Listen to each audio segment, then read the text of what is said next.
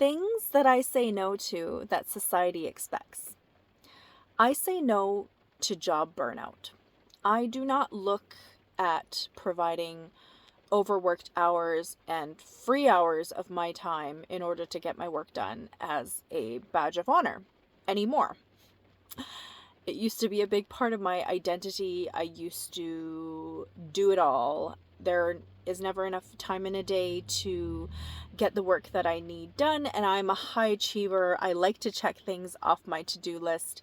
And so I gave a lot of my own free time to my employer so that I could stay on top of things.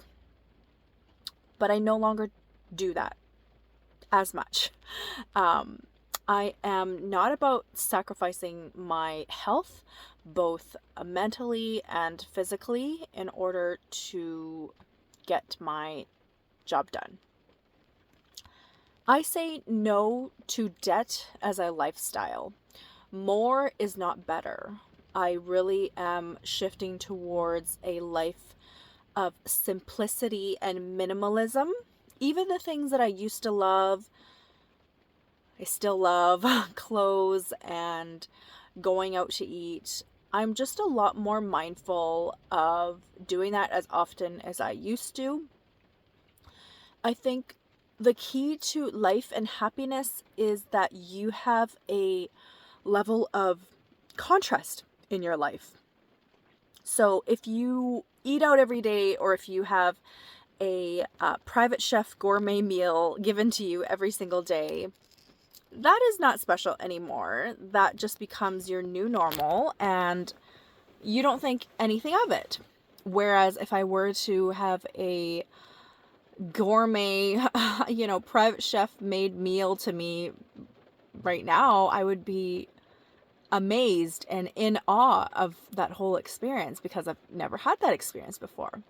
So I think just eating out less, making those subtle shifts in your life, can make a big difference for your health, for your wallet, but also for your happiness level, because eating out will be a lot more special.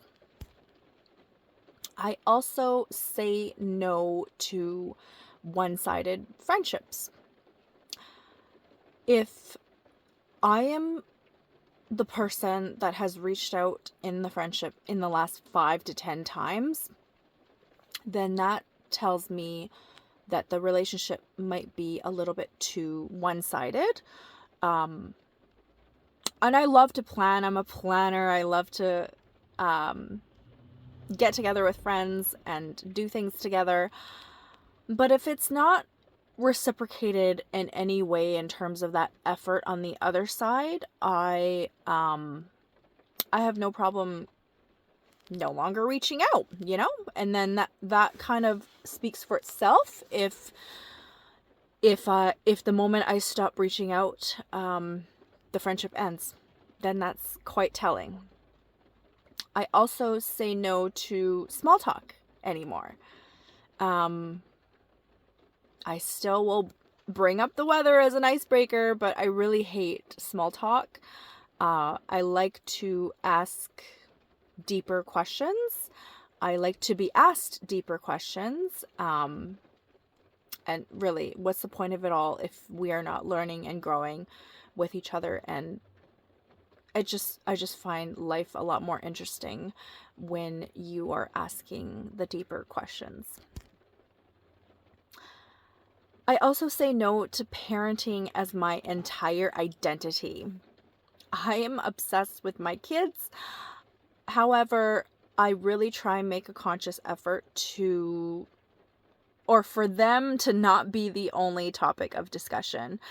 I am more to my identity as a mother. It's a huge part of my identity, and especially with having young kids, it's maybe, I don't know, 80% of my identity currently. But there are other aspects to myself, and if we don't grow our other aspects, then when your kids leave the nest and you are left all to yourself, all those muscles of creativity and connections and friendship and identity will be a big struggle for you. So my goal is to avoid talking about my kids, especially if I'm going out for a visit with a girlfriend. Let's talk a little bit about our kids, but let's get into other things too. And constant notifications. I don't have a single notification for a text or anything on my phone. I still have it visually because then it helps me avoid checking these apps unnecessarily.